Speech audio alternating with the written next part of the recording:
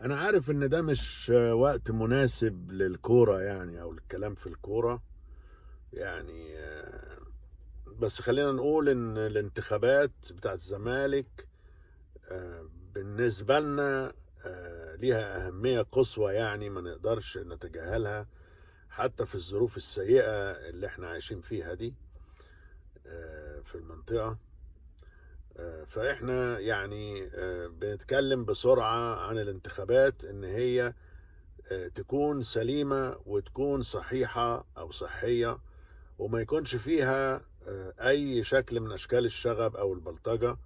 يعني بنحذر بالعربي كده إنه كل الناس عينيها على انتخابات الزمالك، وعايزة حد كويس يطهر وينظف الماضي الإداري السيء الأليم، يمحي صورته ويحط صورة جديدة.